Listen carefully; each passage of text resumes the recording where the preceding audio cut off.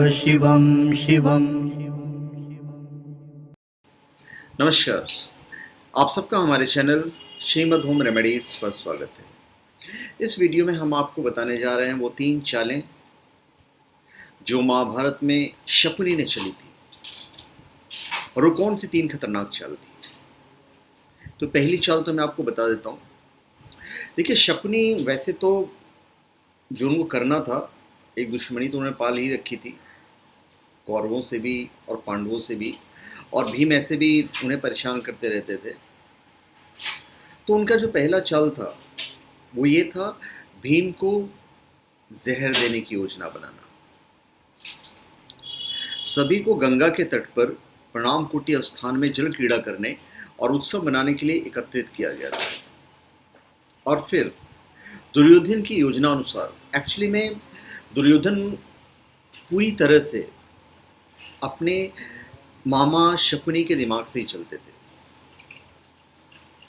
तो बिल्कुल योजना अनुसार चुपके से भीम के भोजन में विष मिला दिया गया था और फिर बेहोश पड़े जो भीम थे उन्हें गंगा के ऊंचे तट से जल में ढकेल दिया गया और पांडवों को इसका जरा भी पता भी नहीं चला।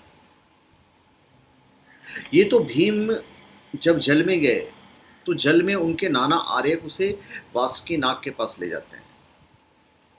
तो करने गए थे बुरा और हो जाता है अच्छा, और वासुकी अपनी विद्या से भीम को जिंदा कर या उन्हें बेहोशी से निकालकर सहस्त्रों हाथियों का बल भर देते हैं।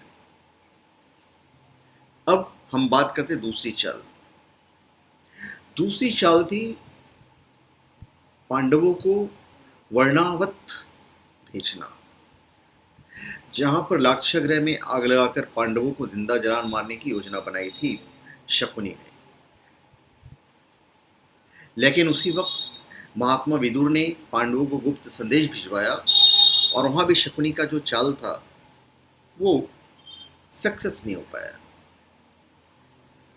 और 5 पांडवों ने विदुर के एक विश्वास पात्र से सुरंग खुदवाई और उसी सुरंग के माध्यम से लाक्षागृह से बाहर निकल जाते हैं।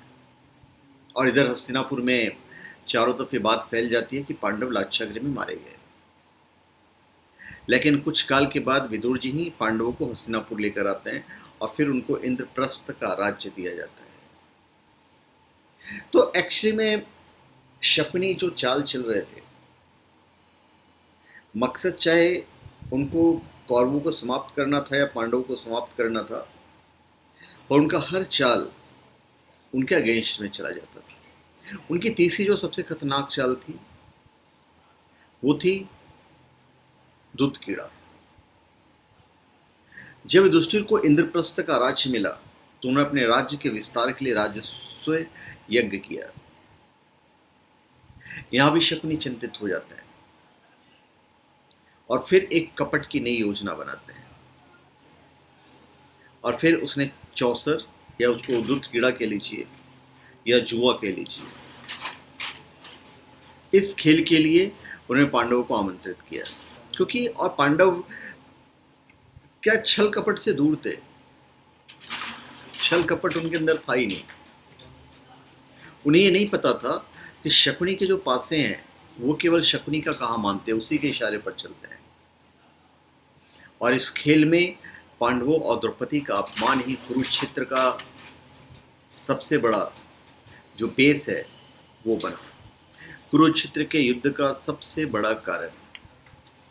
और इस हार के बाद पांडवों को 13 वर्ष के वनवास में रहना पड़ा, जिसके चलते उनका जीवन ही बदल गया। तो यहाँ भी जब पांडव चले जाते हैं 13 वर्ष के वनवास में, तो वहाँ उन्हें बहुत सारी चीज़ें, सिद्धियाँ हासिल की हैं जो उन्हें और मजबूत बनाता है।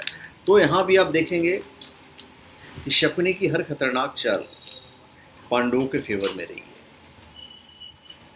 तो धन्यवाद, आप सबका हमारे चैनल पर स्वागत है। आप हमारे चैनल पर सब्सक्राइब करें और अपने कमेंट दीजिए।